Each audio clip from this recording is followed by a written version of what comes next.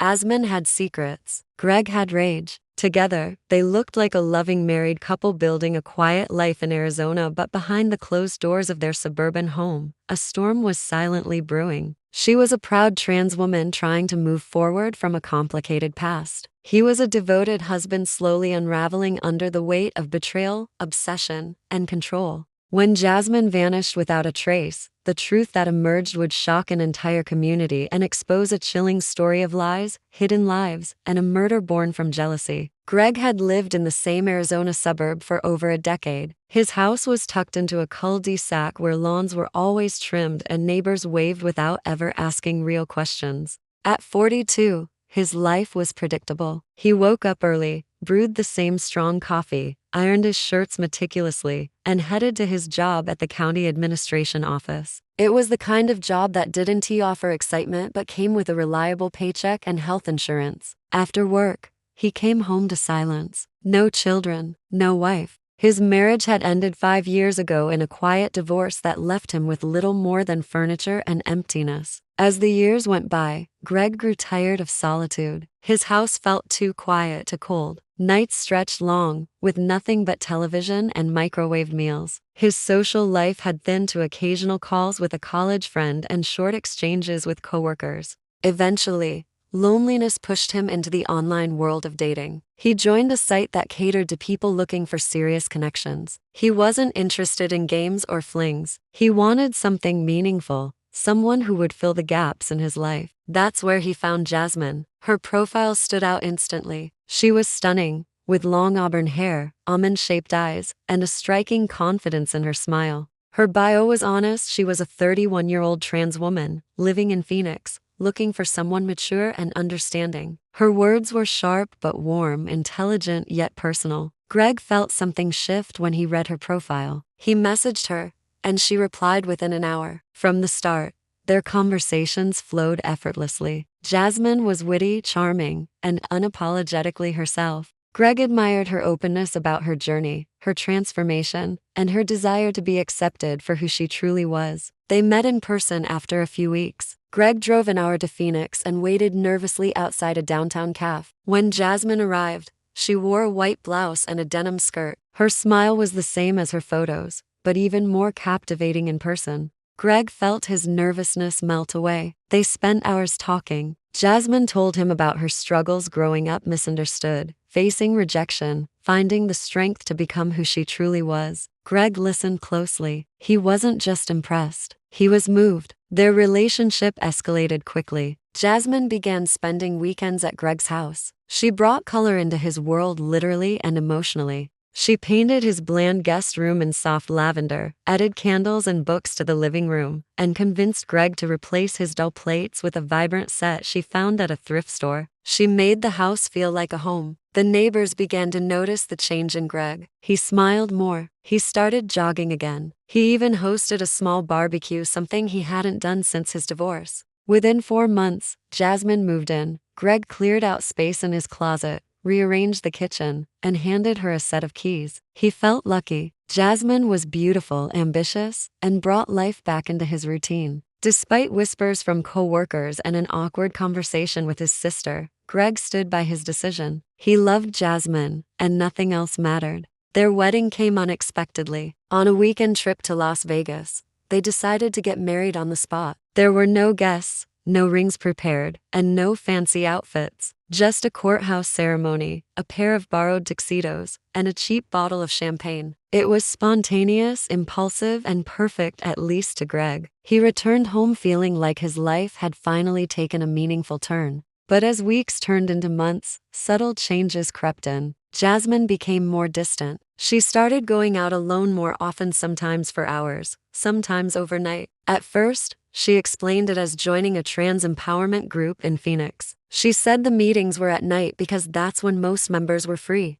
Greg admired her activism and encouraged her, even when it meant spending more nights alone again. But something didn't feel right. Jasmine changed her phone password, something she hadn't done before. She began dressing differently when she left the house, bolder makeup, tighter clothes, heels she never wore with Greg. She spent more time at the gym and became guarded when Greg asked casual questions about her routine. The warmth in their conversations began to fade. She didn't laugh as much. She avoided eye contact during dinner. When Greg reached for her hand, she pulled away just slightly, but it was enough to hurt. Greg's friends noticed the shift in his mood. He was quieter, distracted. He had started missing deadlines at work and making careless mistakes. His supervisor called him in for a meeting to check on him, but Greg brushed it off as personal stress. Inside, he felt like he was slowly losing control of the life he had just started to build. One night, while Jasmine was out, Greg opened her laptop. He hesitated but couldn't help himself. He had never snooped before, but something in his gut told him to look. Most files were work-related, but one folder stood out. It was titled simply Photos. Inside were dozens of images Jasmine at different places Greg didn't recognize. In some photos, she was with a man Greg had never seen. They were close, smiling in ways that didn't look innocent. One photo showed them at a beach, holding hands. Another showed the man kissing her cheek. Greg's hands trembled as he clicked through them. He didn't know the man's name, but the photos told a clear story. Jasmine was living a double life. He stared at the screen for hours, his heart thudding, his thoughts racing. How long had this been going on? Who was the man? Why had Jasmine married him if she still had someone else? When Jasmine returned that night, Greg pretended to be asleep. He lay still, listening to her move through the house, undress, and slip into bed. Her breathing was calm. His wasn't. Greg knew the woman he loved had betrayed him, but he had no idea just how deep the betrayal ran or how dark things were about to become. Greg spent the next several days in silence, acting as if nothing had changed. He carried on with his routines, making breakfast, going to work, and responding politely when Jasmine spoke. But inside, his mind was spiraling. He replayed the images over and over again in his head, each one cutting deeper than the last. The man in the photos had a rough edge, heavily tattooed arms, slicked back hair, and a cocky grin. Greg didn't recognize him from the neighborhood, which meant Jasmine had met him somewhere outside their shared world. That made it worse. There were entire parts of her life that Greg had never been invited into. He began watching her closely. He memorized the times she left and returned, the outfits she chose, and the excuses she gave. He noticed how she started leaving the house around the same time each night, just after dinner, and wouldn't he return until early morning. Sometimes she'd claim the group meetings ran late or that someone in the community needed help. At first, Greg nodded and pretended to believe her, but after what he had seen on the laptop, nothing sounded truthful anymore.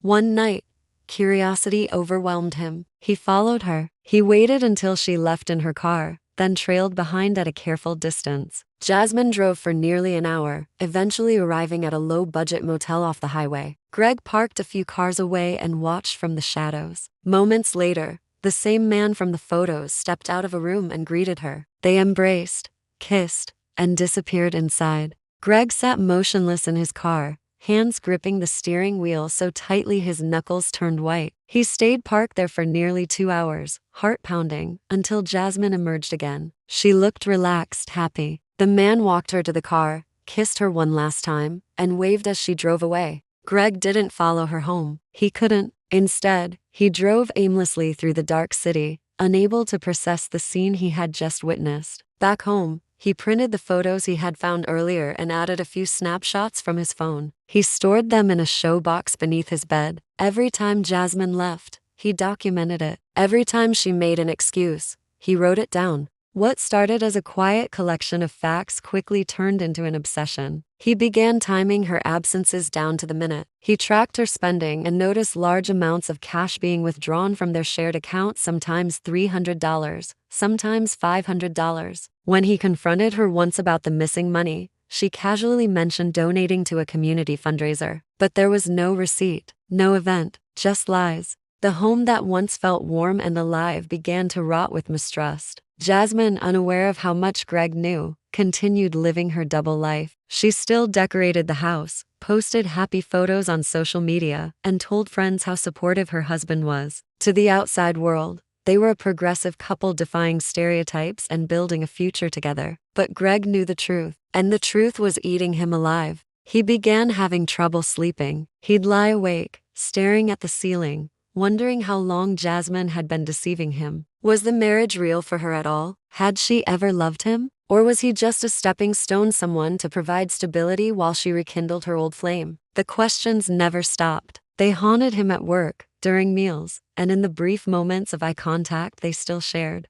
Every time she smiled, he wondered if it was fake. Every time she touched his hand, he wondered if she felt disgusted. At work, his performance declined. He missed deadlines, avoided meetings, and ignored emails. Coworkers noticed, but no one dared ask. His supervisor scheduled another meeting, offering mental health resources, but Greg brushed it off. He didn't need a therapist. He needed answers, and he planned to get them. He drove back to the motel several times over the following weeks. Sometimes Jasmine was there, sometimes she wasn't. One night, he watched from his car as she and the man argued outside. The man shoved her lightly, and Jasmine shoved him back. Then they kissed, just like always. The roller coaster of emotions in their interaction confused and enraged Greg. It wasn't just betrayal, it was chaos, dangerous chaos. He began researching the man. He managed to snap a photo of his license plate and used online databases to track him down. His name was Tony Vargas, a former convict with a record that included petty theft, assault, and narcotics possession. He had no fixed address and appeared to live between motels. Greg printed the man's rap sheet and added it to his growing collection.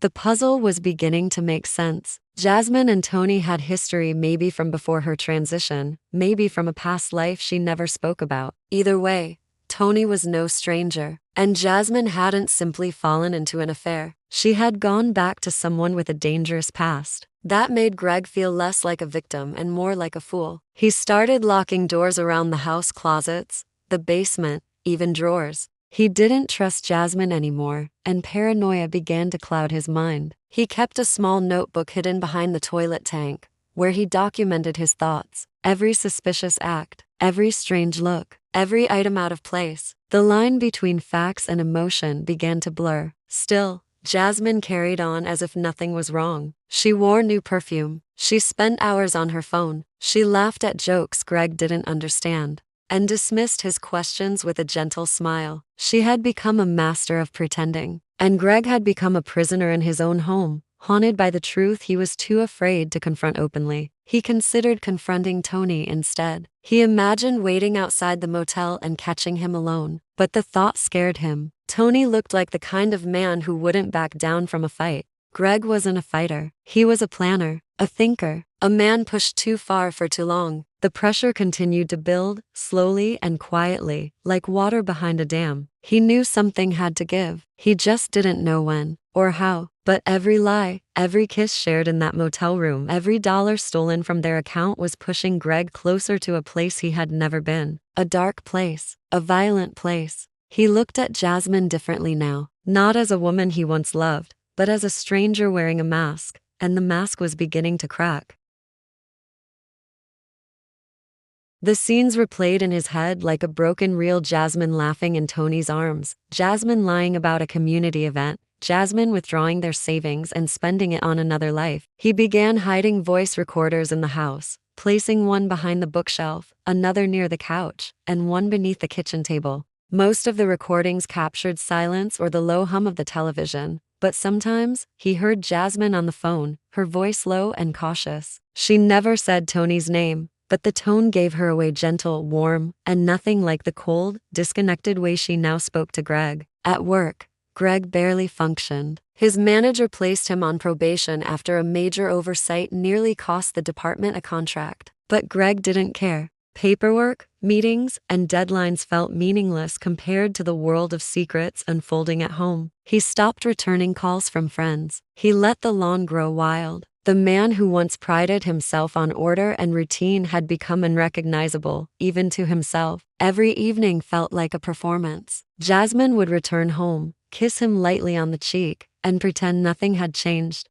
She would cook dinner, comment on the news, or scroll through her phone beside him on the couch. She smiled at him, but her eyes were somewhere else, always distant, always hiding something. Greg didn't know when the idea of confrontation turned into something darker. At first, he simply imagined sitting Jasmine down, showing her the photos, demanding the truth. He practiced in his mind how he would speak calm, controlled, direct. But every time he imagined her response, denial, lies, laughter. The scene spiraled into something violent. He began fantasizing about smashing her phone, locking her out of the house, or even following her one night and catching her in the act. But these fantasies soon turned into something colder, more calculated. Not bursts of rage, but long, slow thoughts about what would happen if Jasmine disappeared. One evening, Jasmine told Greg she had been invited to speak at a local event about trans visibility. She said she'd be home late and might even stay over at a friend's house. Greg nodded. His expression was blank, but inside, he was boiling. He had already checked her messages that morning. There was no event. There was no friend. She was going to Tony. Again, that night, after she left, Greg didn't follow her. Instead, he stayed home and sat at the kitchen table, staring at the printed photos, the timeline he had drawn across a sheet of paper, and the copies of bank withdrawals. The evidence was all there. The lies, the deception, the trail leading to the same motel off the freeway. But now, it didn't feel like a mystery anymore. It felt like the end of something he couldn't escape. When Jasmine returned the next morning, Greg was awake, sitting silently in the living room. She didn't speak to him. She walked straight to the bedroom, showered, and changed clothes. Greg stared at her suitcase half open, crammed with makeup, clothes, and a perfume bottle he hadn't seen before. That was the moment the idea crystallized. It wasn't a sudden urge, not a snap of insanity. It was quiet, chilling, and absolute. He would end this. He would take back control. The next 2 days were oddly calm. Greg was unusually kind, making dinner, cleaning the house, and even suggesting they watch one of Jasmine's favorite movies together. She seemed confused but didn't question it. He even handed her a wrapped gift, an old necklace she had admired online weeks ago. Jasmine smiled and thanked him, but her body remained tense. She didn't let her guard down. That didn't matter to Greg. He was playing a role now, one final act before everything collapsed. He waited until Friday. Jasmine said she was leaving for another overnight stay. Greg offered to drive her to the bus station, claiming her car needed an oil change. She hesitated but agreed. On the way there, Greg drove past the turn to the station. Jasmine questioned him, but he said he wanted to stop by a friend's house first. She looked out the window, seemingly uninterested, scrolling through her phone. They drove to a secluded area near the desert edge, a place Greg used to hike years ago. The sky was cloudless, and the air dry as bone. He parked the car near a dirt path, pretending to take a call. Jasmine stepped out to stretch. That's when it happened. In his trunk was a crowbar, hidden beneath a blanket. He approached quietly from behind and struck once swiftly, brutally. Jasmine collapsed. Greg panicked, checking her pulse, unsure if she was alive. There was no movement. Blood soaked into the sand. His hands trembled, but he moved with grim purpose. He wrapped her in the blanket, lifted her into the trunk, and drove further into the desert. After an hour, he found a dry riverbed surrounded by boulders. He dragged her body there, covered it with stones and desert debris, and drove home in silence. Back at the house, he cleaned meticulously. He threw his clothes in the fireplace, bleached the car trunk, and deleted everything from Jasmine's phone. Then he waited. When neighbors asked about her, he claimed she was visiting family. When her friends messaged, he replied from her account, pretending she needed a break from social media. Days passed, then a week, but the silence didn't last. Jasmine's sister grew suspicious. She hadn't heard from her in days. Greg brushed her off at first, but she pressed harder. She reported Jasmine missing. Police visited Greg's home, asking basic questions. Greg repeated the same story Jasmine left voluntarily, but detectives weren't satisfied. They dug into phone records, financial activity, and security footage. It didn't take long for holes to appear in Greg's version. Surveillance from the motel showed him parked nearby multiple times. Jasmine's bank account was drained shortly before her disappearance. Then came the blood. A forensic sweep of Greg's car revealed faint but undeniable traces of blood under the liner. Greg was arrested 2 weeks after Jasmine vanished. He tried to hold to his story, but the evidence was overwhelming. Faced with mounting pressure, he finally confessed, not with rage, but with quiet exhaustion. He told them everything: the affair, the lies, the moment in the desert. But even then, investigators sensed something more, something hidden. Greg had buried more than a body. He had buried years of resentment, fear, and the belief that he had been fooled by someone he trusted. The mask of a betrayed husband slowly peeled away to reveal a man who believed he had been robbed of his dignity and decided to take it back with blood.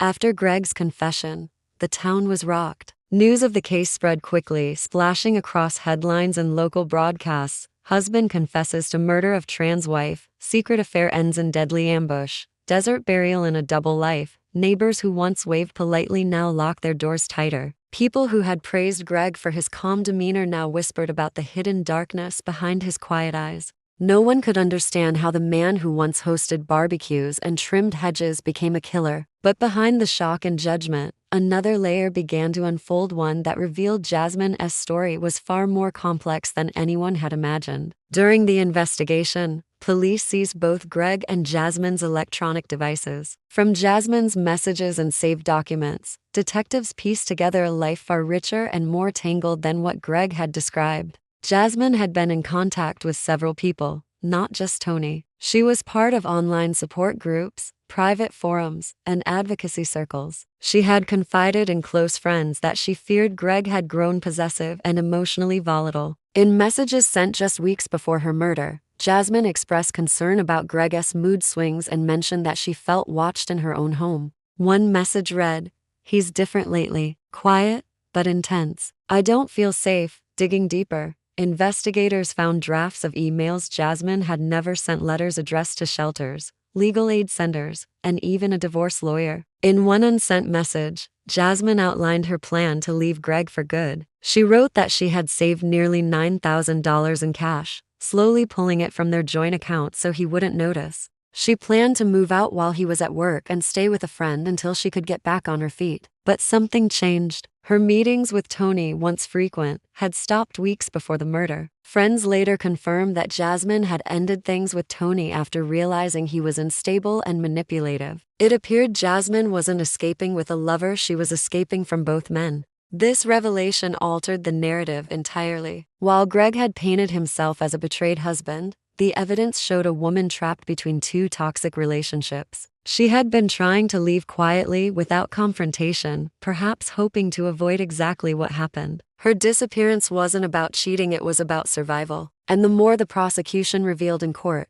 the more it became clear that Greg hadn't acted out of a sudden burst of rage. He had planned every detail: the location, the weapon, the disposal. This wasn't a crime of passion. It was premeditated. The trial began 6 months after Greg's arrest. The courtroom was packed: reporters, activists, curious townspeople, and Jasmine's family. Greg appeared calm, dressed in a navy suit, expression blank. The prosecution opened with a chilling presentation of the timeline, complete with photos, texts, and forensic reports. They argued that Greg had spent weeks tracking Jasmine, documenting her movements, and building a case in his mind that justified murder. They pointed to his surveillance notes, hidden voice recorders, and the detailed map found in his closet marking Jasmine's suspected locations. But the most damning piece of evidence was a recorded confession Greg had made during an overnight interrogation. In the tape, Greg's voice was steady. He described the night with haunting clarity, driving her to the desert, striking her from behind, and dragging her body to the riverbed. He never cried. He never hesitated. When asked if he regretted it, he paused for a moment and replied, "She lied to me. I needed it to stop."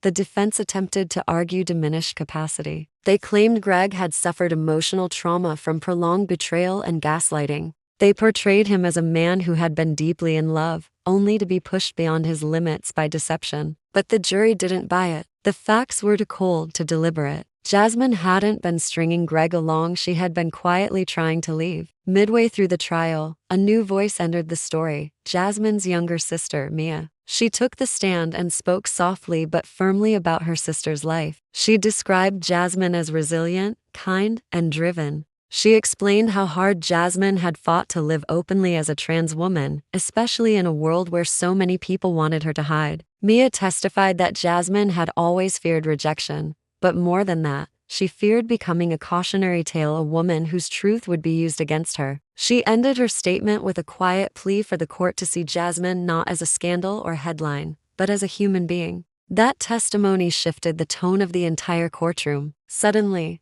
the case wasn't just about Greg's crime, it was about the world Jasmine lived in. Her murder sparked public outrage and inspired local vigils. Activists gathered outside the courthouse, holding candles and signs that read "Say her name and justice for Jasmine." Her story was no longer just a tragedy. It had become a symbol. Greg showed no visible emotion during Mia's testimony. He kept his eyes low, hands folded, as if already resigned to his fate. When it was his turn to speak, he declined. His attorney read a prepared statement instead, acknowledging deep regret and a moment of weakness, but never once directly apologizing to Jasmine's family. It was a calculated move that didn't help his case. After 3 days of deliberation, the jury returned with a verdict: guilty of second-degree murder. Greg was sentenced to 25 years in prison without the possibility of parole. The judge called the crime a deliberate and brutal act against a woman whose only crime was seeking freedom. Greg was led out in handcuffs, expressionless, the courtroom silent except for the quiet sobs of Mia and a few others seated behind her. In the weeks that followed, Jasmine's story continued to ripple through the community. Her funeral was attended by hundreds of friends, activists, even strangers moved by her strength. Her grave, marked with a simple stone, became a gathering place for vigils and remembrance. Donations poured in for trans advocacy groups in her name. A local center for LGBTQ+ youth even created a scholarship in her honor, helping trans women gain access to education and housing support. But the scars remained. Greg's neighbors struggled to reconcile the man they once knew with the monster revealed in court. Jasmine's family dealt not only with grief, but with the frustration of knowing her warnings had gone unheard. And for many in the trans community, Jasmine's death served as yet another painful reminder of how quickly love can turn to violence, and how often their fears are justified. Greg's prison intake photo was cold and lifeless, a stark contrast to the smiling images Jasmine once shared online. In the end, all that remained of their story were court documents, faded photographs, and the haunting silence of a house that had once felt full of life. The weeks turned into months after the trial ended, but the shadows of the crime refused to fade. In the quiet Arizona neighborhood where Jasmine once lived, her absence remained like a wound that would not close. The home she had shared with Greg stood empty. The cheerful garden she had nurtured with care wilted under the sun, unwatered and forgotten. The lavender walls she once painted began to peel. The curtains stayed drawn. No new owners had moved in. Locals passed by in silence, avoiding the sight of the house where the dark story had unfolded. To them, it had become a symbol not just of murder, but of betrayal, secrecy, and unrealized escape. Inside prison, Greg adjusted to his new life with the same cold detachment he had shown in court. He kept to himself, rarely spoke, and followed routines without protest. Other inmates quickly learned about his case. Some offered no judgment, while others viewed him with quiet disgust. He was no longer a faceless man from the suburbs. He was a husband who killed his wife, a wife who had once loved him, feared him, and ultimately tried to flee him. Prison guards watched him closely, not because they feared he would harm others, but because he appeared disturbingly still. No outbursts, no breakdowns, just silence, like a machine without a purpose. Occasionally, reporters requested interviews. Documentary producers reached out, hoping to turn the case into a visual chronicle. Greg refused them all. He didn't want to explain himself. There was no redemption he sought, no narrative he hoped to rewrite. In rare letters to a cousin he barely knew, Greg wrote short, flat observations about prison life: food, noise, routine. He never mentioned Jasmine, not once. Outside the prison walls, Jasmine's name began to appear in more than just local news. Activists across the country shared her story online. LGBTQ+ organizations cited her case in campaigns about domestic violence within marginalized relationships. Jasmine was no longer just a victim. She had become a voice, a face among many who were silenced too soon. Her life, once private and fragmented, now spoke louder in death than it ever had in life. Her sister Mia took on the burden of telling Jasmine's story. She attended conferences, gave interviews, and worked with nonprofit groups to improve resources for trans women in unsafe domestic situations. The pain was etched into every word she spoke, but so was the determination. Mia often shared the warning signs Jasmine had tried to hint at: the isolation, the manipulation, the quiet control. She wanted others to recognize what Jasmine had lived through before it was too late. The truth was, Jasmine had spent much of her final year walking a tightrope. On one side was the life she had built with Greg, a house, stability, and the appearance of love. On the other was her longing for freedom, for authenticity, for a life that belonged to her and no one else. Her affair with Tony, while reckless, had not been about passion, it had been about reclaiming something. But even that had turned sour. She had tried to sever that connection. Her plan was to start over, to leave behind both the possessive husband and the dangerous past lover. She had come so close. Among her personal belongings retrieved after her death was a small notebook tucked between old sweaters in a drawer Greg had never opened. Inside were handwritten notes about future plans, places she wanted to visit, job applications she had started, even a list of apartments in nearby cities. She had circled one an affordable studio near a transit line. Next to it she had written my space, my rules, my peace. That note was later framed and hung on the wall of a local LGBTQ+ shelter, placed under her photograph. Though her life ended in violence, Jasmine's story inspired change. In the months following the trial, Arizona lawmakers introduced a bill aimed at improving protections for trans individuals in domestic partnerships. It focused on increasing funding for shelters, legal support, and emergency services for those trying to leave dangerous situations. Jasmine's name was mentioned in the proposal. The bill passed with bipartisan support. But even with the legislative victories and media attention, not everyone remembered Jasmine as a hero. Online forums filled with cruel speculation, transphobia, and conspiracy theories. Strangers debated her identity, her choices, her past. Some called Greg the real victim. Others dismissed the complexity of the case entirely, choosing to view it through a lens of outdated bias. It was a harsh reminder that for every voice that celebrated her life, another sought to erase it. Mia refused to engage with the hate. Instead, she focused on the legacy her sister deserved. She worked with local artists to create a mural in downtown Phoenix, a bright, vibrant portrait of Jasmine surrounded by flowers and beams of sunlight. Beneath it, a quote, "She bloomed even when the world told her not to." On the day it was unveiled, dozens gathered in silence. Some knew Jasmine personally, most did not, but all felt the weight of what had been lost. Meanwhile, Tony, the man whose name had sparked so much speculation, vanished from public view. After his brief testimony during Greg's trial, he left town. Some said he moved back east. Others believed he changed his name and started over. Authorities found no evidence tying him directly to Jasmine's death, and he was never charged. Still, the shadow of his influence remained, a toxic thread woven through the final chapter of her life. Years later, Jasmine's story remained part of a larger conversation.